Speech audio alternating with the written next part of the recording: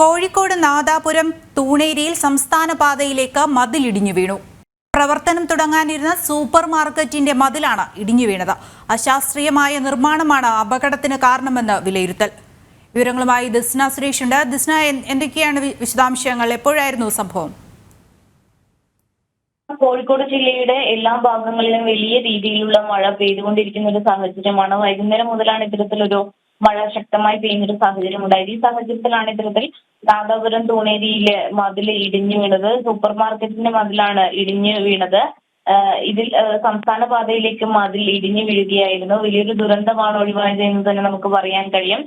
അശാസ്ത്രീയമായാണ് മതിൽ നിർമ്മിച്ചതെന്ന ഒരു ആരോപണം വലിയ രീതിയിൽ നാട്ടുകാരുടെ ഭാഗത്തു നിന്ന് ഉയർന്നു വരുന്നുണ്ട്.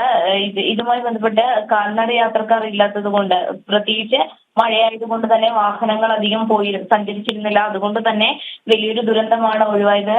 എന്നിരുന്നാലും മണ്ണിനടിയിൽ ആരെങ്കിലും ഉണ്ടോ എന്നറിയാൻ വേണ്ടി അഗ്നിശമന സേനയും നാട്ടുകാരും പരിശോധന നടത്തിയിരുന്നു. കൂടാതെ തന്നെ കനത്ത മഴയില് താമരശ്ശേരിയുടെ എല്ലാ ഭാഗങ്ങളിലും വെള്ളക്കെട്ടുകൾ രൂപപ്പെടുന്ന ഒരു സാഹചര്യം ഉണ്ടായിരുന്നു. വീടിന്റെ ചുറ്റുമതിലും ഇടിഞ്ഞു വീണു. താമരശ്ശേരി മിനി ബൈപ്പാസിലെ വടക്കേ തോട്ടപ്പുറമിൽ മനോജ് കുമാറിന്റെ വീടിന്റെ ചുറ്റുമതിലാണ് കാറിലേക്ക് ഇടിഞ്ഞു വീണത്. ആളപായം ഒന്നും തന്നെ ഇല്ല. എന്തായാലും കോഴിക്കോട് ജില്ലയുടെ മലയോര മേഖലയിൽ വലിയ ശക്തമായ മഴ തന്നെയാണ് രേഖപ്പെടുത്തിയിരിക്കുന്നത്. ഇനി വരും നിമിഷങ്ങളിലും മഴ ശക്തമായി പെയ്യുമെന്ന് തന്നെയാണ് കാലാവസ്ഥാ നിരീക്ഷണ കേന്ദ്രത്തിന്റെ മുന്നറിയിപ്പ്.